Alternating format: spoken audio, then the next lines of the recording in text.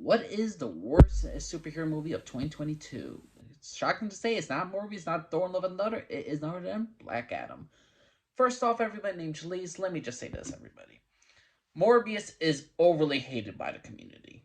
I don't know what people were expecting. It was rated PG 13. Everyone knew this ahead of time. It's an origin of a vampire. And for the most part, the storyline made sense, the villain made sense, and the origin made sense. Can't hate Morbius. Thor Love and Thunder. Don't get me wrong, this wasn't contender to be the worst superhero film, but certain things were unexpected. Jane having cancer was one thing. Jane actually dying at the end was one thing.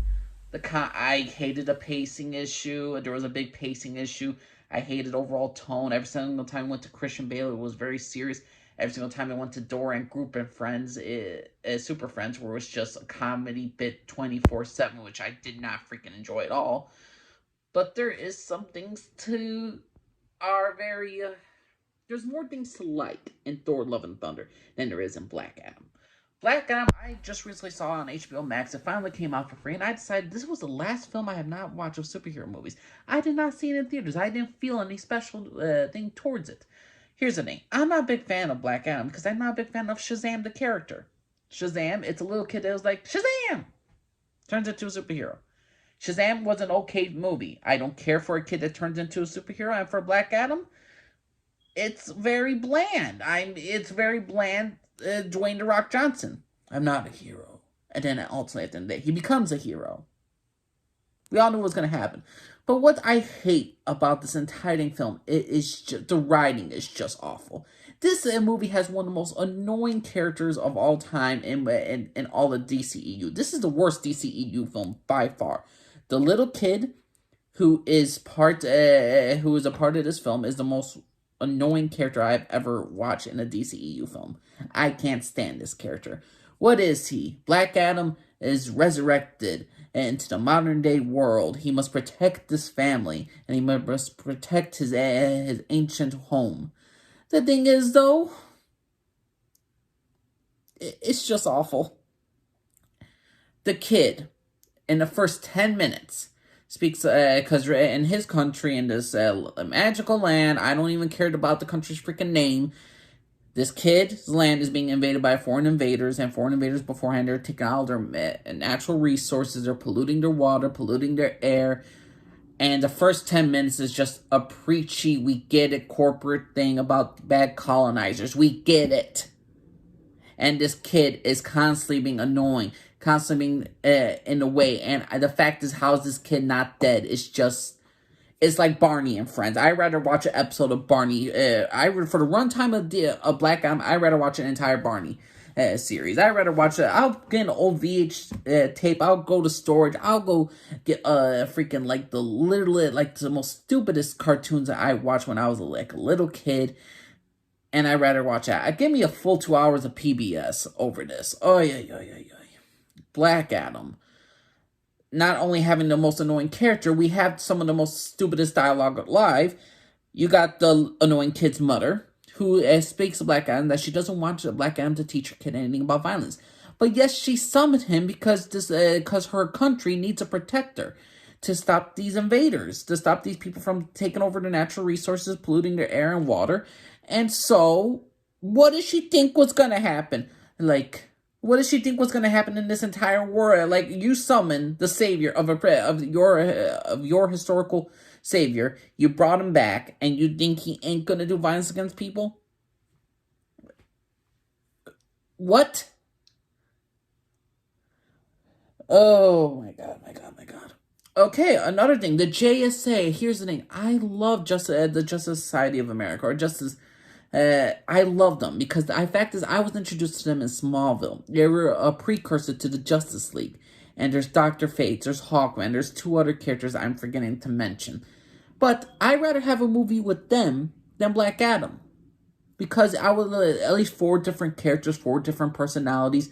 And overall, they work well together. The thing is, though, they don't fit into this world because the DCEU is broken.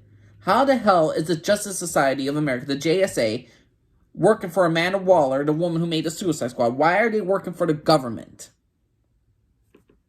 I don't know. Where's the Justice League? Are they this still a thing, or the JSA still been in charge all this time, and then they now work with Justice League? This world is broken. The DCEU is broken. Like Thor: Love and Thunder, at least the world was consistent with, the Avengers Infinity War and all stuff. There were at least plausible explanations as to why certain things happen in the world. Morbius is a standalone thing. It doesn't have to connect to an overall cinematic universe. Granted, there's Venom, but there's very little references towards Venom or a little bit to Spider-Man. There's very little details we know. The DCEU has been around since Man of freaking Steel. I'm sorry. They should have a better track record, DCEU. But since this world is broken, the story makes no sense. Why is the Justice Society of America, as the annoying Mutter said, why do the JSA care now that Black Adam's all around? You didn't care when these foreign invaders came in and took our natural resources. Why should we consider you heroes? The writers are admitting that the storyline for the JSA being in this world does not make sense. And that being in this storyline does not make sense. They just know that we need more characters because Black Adam is boring at best. He's bland as hell, and we need to introduce other more popular characters in order to bring them out. Hey, let's have this young, quirky kid superhero whose his uncle was a superhero, so now he has to step into roles. That's more entertaining than Black Adam. Yeah, you got the girl who has an interesting backstory as well. I'm forgetting her name. Okay, we brought her in. Dr. Fate, a man who's lived a while, a man who could see the future. I mean, there's so much stuff they could do with Dr. Fate, and Pierce Brosnan is the best thing about this movie. Hawkman's an interesting character, an interesting lead. I like the actor. What will they do with him? Probably nothing. What is these characters for? Like, are these characters going to appear in other DCEU films? No, because right now DCEU is doing a total they're wrecking everything. They're rebooting everything. I don't know. So the fact is the JSA don't work in this movie. They don't work in this universe. They had interesting characters that are more important. The side characters are more better than the main character, Black Adam. We all know how this was going to go down. Black Adam is not going to die. He says, I'm not a hero at the beginning. Whoop-de-doo, I'm going to become a hero. This is an average film at best. To me, I find it piss poor trash because the hype about Dwayne "The Rock" Johnson's going to be Black Adam. What's so special, Black Adam? I don't know. I didn't care for Shazam. I didn't care for Black Adam as characters. The movie, Shazam, makes a lot more sense with its storyline, with its characters, and it's understandable why Shazam turned into Shazam. Black Adam turning into Black Adam, understandable. Why is he not a full-fledged villain? Because we don't want that. We need an anti-hero. He was a former slave. He's getting revenge. He's trying to be a protector to the world. I'm sorry, no. Jane Foster dying in Thor: Love and Thunder made sense. Shocking and sweet.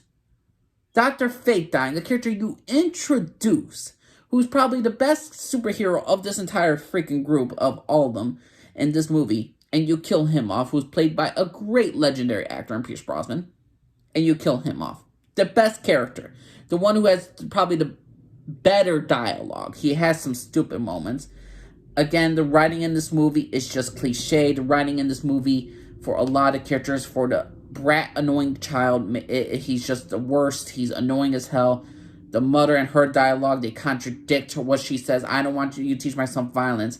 And then she ultimately wants these crusaders or these people that are in her freaking nation out of there. And then you're going to have a savior. You're going to have a hero in Black Adam. It's a one-note, stereotypical, every single Hollywood trope. You want to have a political agenda? Okay, shoehorn this kid in. You want to have a female badass? We got that. You want diversity in the movie? We got that as well. We changed Hawkman as race again. I don't really care for all that stuff, but I feel like this movie checked every single checkbox they wanted to do for Twitter. And they also wanted to check every single dumb action movie stereotype. Action scene after action scene after action scenes with very little growth of characters. And do we even care if any of these people are in conflict? The fact is that that the freaking Dr. Fate is the only one that dies, but the kid's freaking uncle who was shot like 3 to 4 times is not freaking dead. I'm sorry. This is just atrocious bad, Ryan. This is just a waste of a time film. This is the worst DCEU film by far. I'd rather watch 3 hours of the mind-numbing freaking Batman v Superman. I'll take the script of the Suicide Squad that took 6 months to write, that only was able to give 6 months to write. I take Shazam over this. I take X-Men Origins over this. My God, I'm tired of mediocre crap. Dwayne "The Rock" Johnson, I don't mind him as an actor. The fact is, he just plays himself again in this movie. He's nothing special. He's nothing I'm gonna like, oh yeah, there's some cool fight scenes. Okay, it's not like there's other superhero movies I could watch that has better fight scenes. Oh, he kills people. It's not other films I could watch where guys are being turned to a pulp. I'd rather watch Marvel's Netflix Daredevil or Marvel Netflix Punisher over this shit. Come on. And people are satisfied with, oh, that was some cool action scenes. Oh, yeah, action scene after action. Ooh, Dr. Fate showed up. Oh, he died. Oh. I'm sorry. This is just... No. Just no. This is by far, to me, the worst DCEU film ever, and this is the worst film of 2022. There's no doubt about it. Black Adam is just that damn bad. The villains I don't care for. The annoying freaking kid and his preachy attitude about the foreign invaders, how you're stealing our natural resources. What 8, 9, 10-year-old talks like freaking this? And has the city looks so poor, but yet he has collectibles of all the superhero stuff that's probably worth how much money, and yet he lives in this poor freaking... I don't know. No. Just no. Black Adam is, to me, the worst of 2022, but that's my personal opinion, everybody. You think Thor Love and Thunder is worse? You think Morbius is worse? I don't see how you could possibly think anything is worse than Black Adam, but that's my personal opinion, everybody. Soon I'll be doing what is the best superhero film of 2022, and really, it's a very short list. I say there's only 2 contenders, but stay tuned for that video, but that's my personal opinion, everybody. See what happens when I watch Black Adam? My mind goes numb. I watch it and I'm just like, shoot me. But what can you do, everybody? My name's Elise. Not for everybody. Bye-bye.